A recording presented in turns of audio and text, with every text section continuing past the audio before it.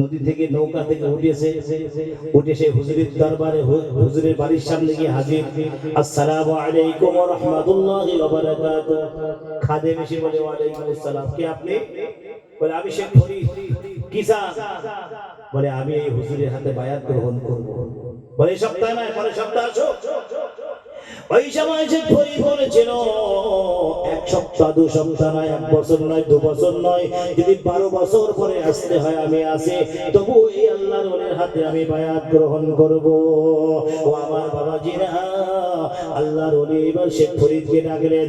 ওরে শেখ ফরিদ, তাড়াতাড়ি করে আমার কাছে হাজির হয়ে যা, কিন্তু একটা শর্ত আছে, আমার হাতে বায়াত গ্রহণ করতে হলে একটা শর্ত মানতে হবে। কি শর্ত? আমার হাতে বায়াত গ্রহণ করতে হলে আমার কাছে 12 বছর খেদমত করতে হবে। 12 বছর তাহাজ্জুদের সময় পানি গরম করে দিতে হবে। একদিন যদি মিস হয় আবার সেখান থেকে 12 বছর। কথাটা মনে রাখবেন, মাথায় রেখে দেবেন। গুরুত্বপূর্ণ আলোচনা করতেছি, আল্লাহর ওলিদের আলোচনা। আল্লাহ পাক কোরআনে বলতেছে, আলা ইন্না আউলিয়া আল্লাহি লা খাউফুন আলাইহিম ওয়া লা হুম ইয়াহজানুন আল্লাযীনা আমানু ওয়া কানু ইয়াত্তাকুন লাহুমুল বুশরা ফিল হায়াতিদ দুনিয়া ওয়া ফিল আখিরাহ লা তাবদীলা লিকালিমাতিল্লাহ যালিকা হুয়াল ফাওজুল আযীম। এইবার শেখ ফরিদ বলে, হুজুর আমি রাজি আছি, আল্লাহর রহমতে 12 বছর আপনার তাহাজ্জুদের পানি গরম করে দেব, তাতে আপনি খুশি? বলে হ্যাঁ, এই 12 বছর আমার খেদমত করো, তারপরে আমি তোমাকে বায়াত করব। একবার জোরে বলুন না সুবহানাল্লাহ। ও আমার বাবাজিরা, শেখ ফরিদ রহমাতুল্লাহ আলাইহি এইবার 12 বছর ধরে বাবা পানি গরম করছে, আর আমার আল্লাহর কাছে দোয়া চাই, আল্লাহ রব্বুল আলামিন, আল্লাহ আমি শেখ ফরিদ হুজুরের পানি গরম করে, ও রব্বুল আলামিন আল্লাহ 11 বছর 11 মাস 29 দিন হয়েছে বাবাজিরা, 11 বছর 11 মাস 29 দিন হয়েছে, আর একটা দিন মাত্র বাকি আছে, একটা দিন মাত্র বাকি আছে বাবা, একদিন যেদিন বাকি আছে ওই আল্লাহর ওলি দোয়া করে রব্বুল আলামিন আল্লাহ আর একটা দিন মাত্র বাকি আছে, আল্লাহ আজকে দিনে তুমি এই নদীর এপারে যেন কোনো জায়গায় আগুন না থাকে, নদীর এপারে কোনো জায়গায় আগুন যেন না থাকে। ও আমার বাবাজিরা, আল্লাহর ওলির দোয়া আল্লাহ কবুল করলেন। এবার শেখ ফরিদ রহমাতুল্লাহ আলাইহি তাহাজ্জুদের সময় উঠলেন, বাবা পানি গরম করবেন। ম্যাচ জানিয়েছে বাবা, জনা দুটো কাঠি ছিল, সব কাঠিগুলো পুড়ে গেল, আগুন জ্বালাতে পারল না। বিরাট সাইক্লোন, বিরাট ঝড় হচ্ছে বাবা, এইরকম বৃষ্টি হচ্ছে। শেখ ফরিদ রহমাতুল্লাহ আলাইহি ওযু করে যায় নামাজ বিছিয়ে দোয়া করে, রব্বুল আলামিন আল্লাহ আমি শেখ ফরিদ দোয়া করে যতক্ষণ পর্যন্ত হুজুরের পানি গরম করে না আনতে পারি, ততক্ষণ যেন তাহাজ্জুদের ওয়াক্ত শুরু না হয়। নারায়ে তাকবীর, নারায়ে তাকবীর। ও আমার বাবাজিরা, শেখ ফরিদ রহমাতুল্লাহ আলাইহি 2 রাকাত নামাজ আদায় করলেন। আগে কি করলেন? 2 রাকাত নামাজ। আল্লাহর ওলিদের কাছে শিক্ষা নিতে হবে বাবা, আল্লাহর ওলিদের কাছে শিক্ষা গ্রহণ করতে হবে। যখন কোন মুসিবতে পড়ে যায়, কোন মানুষ কঠিন মুসিবতে পড়ে, 2 রাকাত নামাজ আদায় করে আল্লাহর কাছে দোয়া করো বাবা, আল্লাহর কাছে যা চাইবে আমার আল্লাহ তোমাকে তাই দিয়ে দেবে।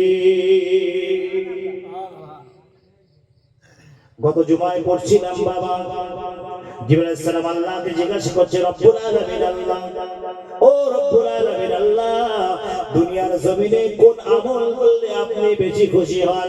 ও রব্বুল আলামিন আল্লাহ, দুনিয়ার জমিনে কোন নেকিতে আপনি বেশি খুশি হন?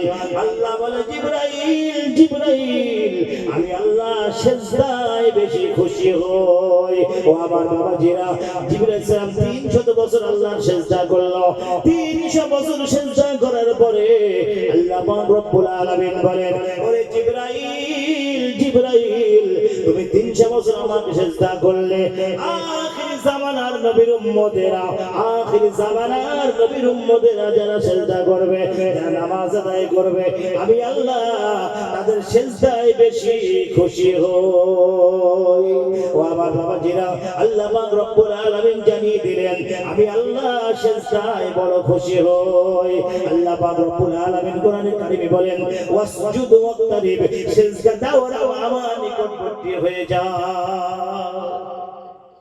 আল্লাহ পাক সেজদায় বেশি খুশি হয়। আমার ভাই বাবাজিরা যারা আল্লাহর ওলি হয়েছে তাদের ইতিহাসটা বলে, ইতিহাস পড়লে বুঝতে পারবেন তারা কিভাবে আল্লাহর ওলি হয়েছে। আল্লাহর ওলি এমনি এমনি হওয়া যায় না, যে কেউ আল্লাহর ওলি হয়ে যাবে অত সহজে ব্যাপার মনে করেছে। আল্লাহর ওলি হতে গেলে নামাজ, শুধু নামাজ, নামাজের ইহতিমাম করো, নামাজের ইহতিমাম করো, কোরআনের ইহতিমাম করো, কোরআন তেলাওয়াতের ইহতিমাম করো, আল্লাহর ওলি হয়ে যাবে। জিকিরের ইহতিমাম করো, জিকির আজকার করো। আমরা মনে করতেছি আমরা যারা 5 ওয়াক্ত নামাজ পড়ি তাহলে আমরা তো আল্লাহর ওলি। আল্লাহর ওলি অত সহজ ব্যাপার মনে করলেন? অত সহজ ব্যাপার না। আল্লাহর ওলিদের কথা বললে আমার ভাই বাবাজিরা কার কসম খাড়া হয়ে যাবে। এমন এমন আল্লাহর ওলি আছে এই ধরায়, এই জমিনে, ভারত তথা বাংলাদেশের জমিনে এমন এমন আল্লাহর ওলি আছে যাদের নাম শুনলে কসম খাড়া হয়ে যায়। বাংলাদেশে একজন আল্লাহর ওলি আছে,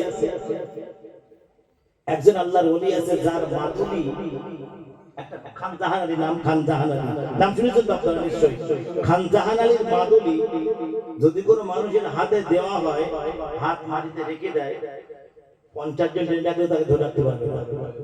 এত ক্ষমতা আল্লাহ তাকে দিয়েছেন। 50টা লোক তাকে টেনে হবে কিন্তু তাকে ধরে ধরে রাখতেই পারবে না। খান জাহান আলীর মাদুলি যার হাতে দেওয়া হবে তাকে টেনে কেউ ধরে রাখতে পারবে না। এটা আল্লাহর ওলিদের কেরামত। ওলিদের কেরামতি বারহা, নবীদের মুজিজা।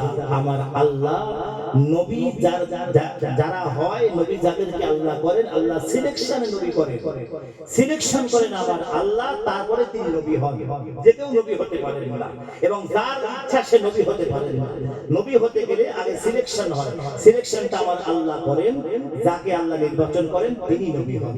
আর ওলি হতে গেলে মনে করেন ওলি আপনি হতে পারেন, আমি হতে পারি, যে কেউ হতে পারে ইচ্ছা করলে, তবে তার শর্ত প্রযোজ্য। ওলি হতে গেলে কিছু শর্ত, সেগুলো প্রযোজ্য। যেমন বসিয়ার আল্লামা হুজুর রহমাতুল্লাহ আলাইহি, উনি পীর ছিলেন না, দাদা হুজুরের যখন টাচ লাগলেন উনি আল্লাহর ওলি হয়ে গেলেন। জোরে বলুন না সুবহানাল্লাহ। আমার ভাই বাবাজিরা, বসিয়ার আল্লামা হুজুরের কথা বললে অনেক সময় পার হয়ে যাবে। আমার এই কথাটা মনে রাখবেন, কোথায় রেখেছি চিন্তা করে ওয়াজ শুনতে গেলে মনে রাখতে হবে রে ভাই। আমি জিজ্ঞাসা করবো আপনাদের কোথায় রেখেছেন, আপনারা মনে করে দেবেন তো আমারে। হ্যাঁ, শেখ ফরিদ নামাজ পড়ে এইবারা ওযুর পানির জন্য খোঁজ করতেছে। 11 বছর 11 মাস 29 দিন হয়েছে খেদমত করে এসেছে। একই টাইমে তাহাজ্জুদের সময় পানি গরম করে হুজুরে আপনার পানি ওযু করে। এই যে জাতাই ব্যাপার মনে করতেছেন নাকি? 11 বছর 12 বছর খেদমত করা জাতাই ব্যাপার? আমাদের হইতে 10 দিন, বছরে 10 দিন 15 দিন মিস হয়ে যাবে, কোনো সমস্যা নেই। এখন বাংলাদেশে একজন আল্লাহর ওলি আছে যিনি বাগদাদ থেকে বাংলাদেশের জমিনে এসেছেন। একবার জোরে বলেন সুবহানাল্লাহ। শাহ জাহাঙ্গীর বাগদাদী রাহমাতুল্লাহ। ওনার জামানায় উনি ইহুদিদের সামনে ইসলামের দাওয়াত দিতেন, হিন্দুদের সামনে ইসলামের দাওয়াত দিতেন। আমার ধর্ম বড়, এটা উনি প্রমাণ করতেন। আমার ধর্ম মহান উনি প্রমাণ করতেন। যে পরীক্ষা নেবে সেই পরীক্ষা উনি রাজি আছে। এখন পাশে এক জায়গায় হিন্দু রাজা, হিন্দু বাদশা, সে বলতেছেন শেখ জাহাঙ্গীর কত বড় আল্লাহর ওলি হয়েছে একবার দেখতে হয়। দাওয়াত দিয়েছে, দাওয়াত দিয়ে বানিয়ে এনেছে। বাড়ি এনে সামনে 3 রকম মাংস রেখেছে, গোস্ত 3 রকম গোস্ত সামনে প্লেটে রেখে দিয়েছে। শেখ জাহাঙ্গীর বাগদাদী রহমাতুল্লাহ আলাইহিকে দাওয়াত দিয়েছে। হুজুর এসেছিল ওনার বাড়িতে।